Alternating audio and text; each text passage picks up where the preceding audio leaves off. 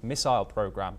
The US Treasury Department sanctioned 6 individuals and 12 entities involved in helping Tehran develop critical minerals, including carbon fiber used in intercontinental ballistic missiles. The entities are based in Iran and China and are alleged to support sub-organizations of Iran's Islamic Revolutionary Guard Corps. This latest action follows the Trump administration's reinstatement of its maximum pressure campaign against Iran in February, with a string of sanctions despite ongoing talks on Iran's nuclear program. Just a day earlier, Iran called recent talks with Washington fruitful, but criticized the new sanctions as inconsistent with diplomatic engagement. We're once again joined by Dr. Amara Singay to discuss this situation further as well. Dr. Amara Singay, how do you analyze the current relationship of the US and of Iran? I mean, you have these ongoing talks with in Oman about their nuclear deal, and then you have threats of military action by President Donald Trump if these talks don't come to fruition.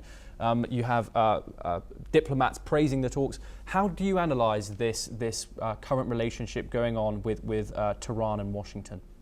On the face of it, in international affairs, we call these kind of strategies as a dual trap strategies. From one side, you are going through informal talks, and at the same time, you try to be more formal.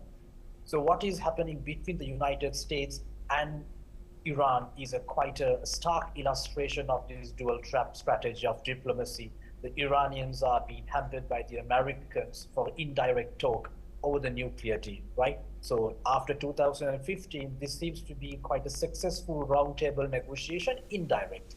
But directly, the United States, the State Department yesterday announced that they would go for sanctions for the 12 individuals, the 12 companies and 6 individuals. That includes 3 Chinese nationals. So that is a kind of an intention to deter Iranian in debilitating their domestic ballistic missile system, which has been pretty much supported by the Chinese. And it should be understood the fact that the Chinese sent them nearly 1,000 tons of chemicals in last February. So this sanction came right after 3 months of the landing of the chemicals in the port in Tehran, in Iran. So this Chinese the support towards increasing the Iranian, the military strength, the missile strength has been completely sabotaged by this sanction. So it's a kind of, the paradox. From one side, the Washington is trying to push Iranian to the discussion, right? The table discussion over reducing the nuclear strength, right?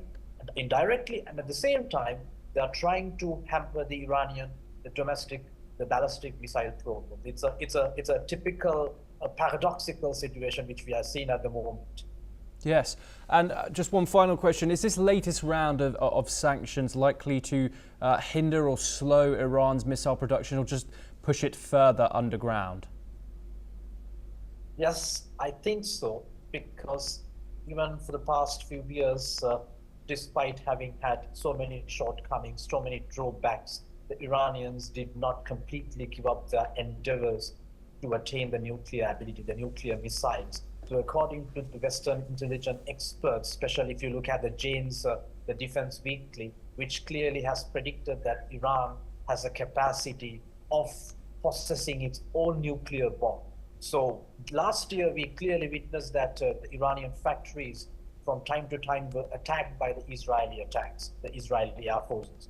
But still, they did not give up their endeavor to possess the nuclear weapons. So what is happening in this in this front as a result of the sanctions, which is not going to be a direct impact upon the complete collapse of the Iranian endeavor to restore their nuclear weapons and also to acquire the ballistic missiles in the long run.